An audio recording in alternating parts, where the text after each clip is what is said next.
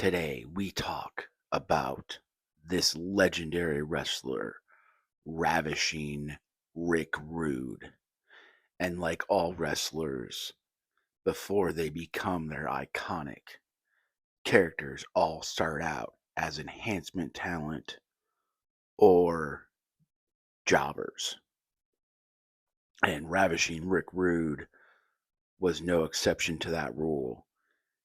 You hone your craft as a jobber and enhancement talent, giving you those opportunities to grow and learn and get better and eventually become the star that they all think you can be. And of course, Ravishing Rick Rude was part of that Minnesota crew of legendary wrestlers, whether it be Ravishing Rick Rude, Kurt Hennig, aka Mr. Perfect, or even the Road Warriors, the Legion of Doom. But Ravishing Rick Rude, started out in promotions like Mid South Wrestling, Florida Championship Wrestling, Memphis Wrestling, until really getting his big break in Mid Atlantic Championship Wrestling with Jim Crockett Promotions. And he would team with another legendary wrestler named Manny Fernandez. And they would be managed by Paul Jones, which was essentially the guy everybody wanted to get their hands on. He was one of several Bobby Heenans of the territories. He just happened to work for Jim Crockett Promotions, so he was the Bobby Heenan of Jim Crockett Promotions. Everybody wanted to get their hands on him. Everybody wanted to strangle him, beat him up to a bloody pulp, etc. And Rick Rude and Manny Fernandez would form a tag team and be in the right spot at the right time and become the coveted NWA tag team champions, which was an accomplishment in and of itself, because you think of the teams back in the 80s that held the NWA titles, like the Rock and Roll Express, like the Midnight Express, like Arn Anderson and Tully Blanchard, or Arn Anderson and Ole Anderson, or the Russians. And, the list goes on and on. But for them to have the confidence to give the belts to Rick Rude and Manny Fernandez was a testament to the faith they had in those two to have great matches with the Rock and Roll Express or any other babyface tag team out there. And the Rock and Roll Express were one of the hottest tag teams in the 80s. And they had a legendary feud with so many teams.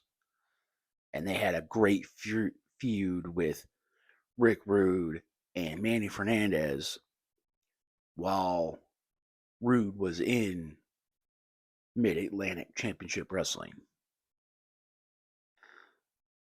And then, like everything else, he sees greener pastures in WWF. So he eventually makes the jump to WWF to become a singles, competitor like everybody wants to. And he debuts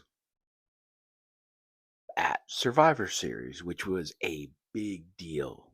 If they had plans for you, you debuted at major shows. And he was part of Andre the Giant's team one year.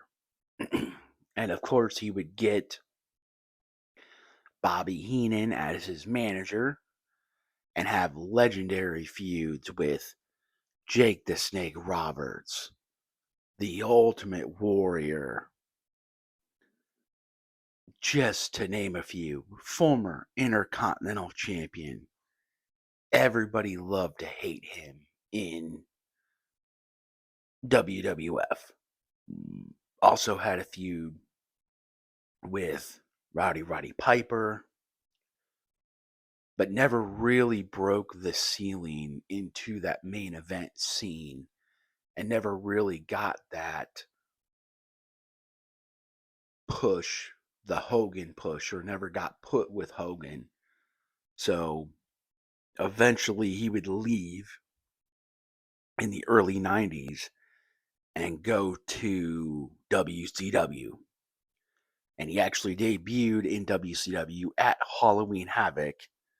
And his manager in WCW was none other than Paul E. Heyman himself. And they would form the Dangerous Alliance and headline pay-per-view after pay-per-view, feuding with the likes of the Stinger, Ricky the Dragon Steamboat, Ric Flair, and I mean his Iron Man match with Ricky the Dragon Steamboat is one of the best matches in the world. I mean, they had such great chemistry. He was a part of that legendary War Games with his team versus Sting's team. He's a former United States champion, a former world heavyweight champion in WCW, and he had a great run in WCW. But he had back issues, and he had gotten one of those Lloyds of London policies and cashed in on it, essentially ending his career in 92 or 93, maybe 94, somewhere in there.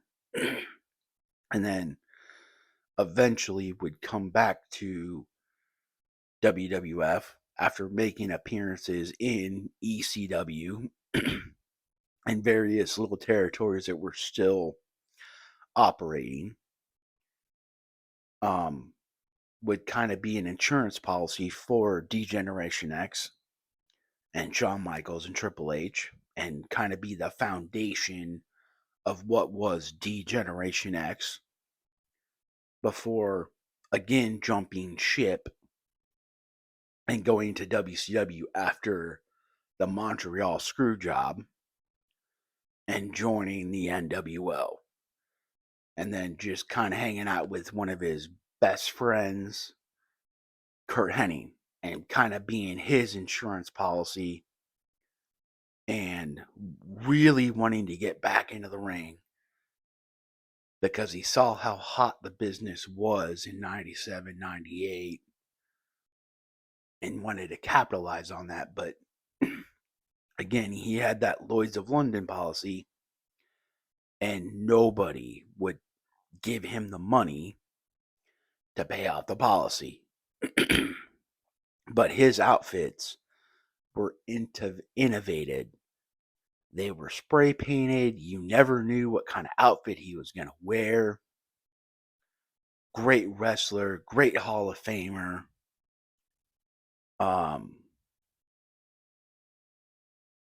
Unfortunately, another wrestler that was lost too soon. But again, go back and watch his matches with Jake Roberts, the Ultimate Warrior, because he got some of the best matches out of the Ultimate Warrior, let's be real. Or his matches with Sting, or Ricky the Dragon Steamboat, especially the Iron Man match. His mini feud with Ric Flair over the world title. But yeah, overall, Rick Rude was a great wrestler, deserved to be in the Hall of Fame, and was a heat magnet.